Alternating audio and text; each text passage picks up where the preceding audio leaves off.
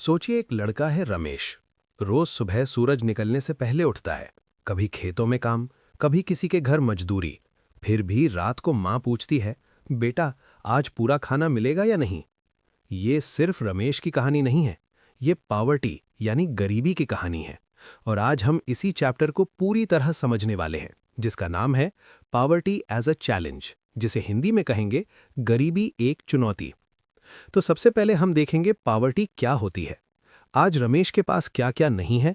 पूरा खाना नहीं है, अच्छे कपड़े नहीं है, स्कूल छूट जाता है, बीमारी में डॉक्टर अफोर्ड नहीं कर पाता।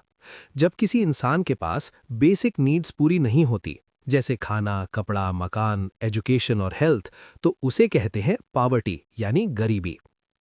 अब देखिए पावर्टी लाइन। अब सवाल उठता है, कौन गरीब है और कौन नहीं। सरकार ने इसके लिए बनाई एक पावर्टी लाइन। इस लाइन के नीचे जीने वाले लोग गरीब माने जाते हैं। पावर्टी लाइन डिसाइड होती है मिनिमम इनकम पर, मिनिमम कैलोरीज पर और बेसिक नीड्स के खर्च पर। Pin point line. Poverty line is an estimate, not an exact number. मतलब पावर्टी लाइन, जिसे हिंदी में गरीबी रेखा कहा जाता है, वो अनुमानित है, कोई फिक्स नंबर नहीं है।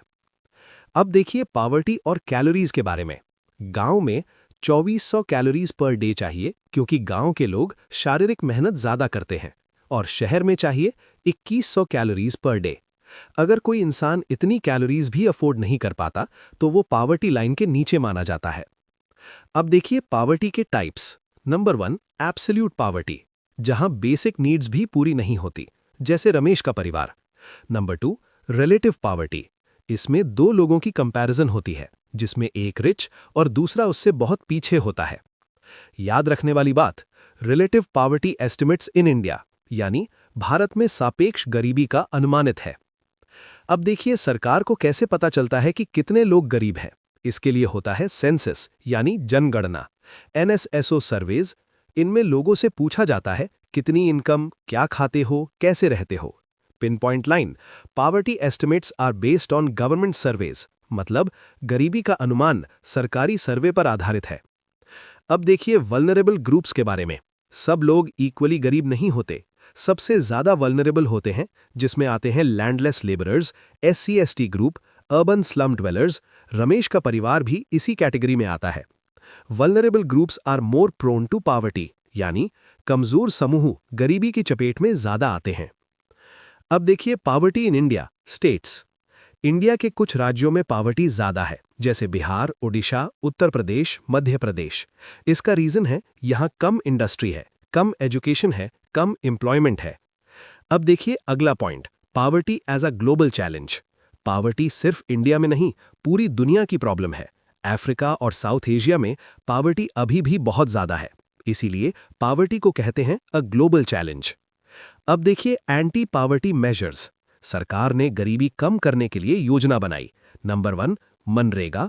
नंबर 2, पब्लिक डिस्ट्रीब्यूशन सिस्टम यानी PDS। Number 3, education programmes. Number 4, health facilities.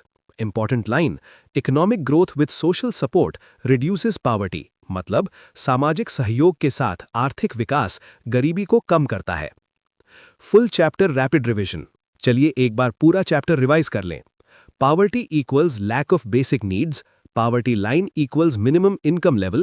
Types equals absolute and relative. Vulnerable groups equals laborers, SC/ST. Government schemes help reduce poverty. अगर इतना याद है तो समझिए चैप्टर कंप्लीट।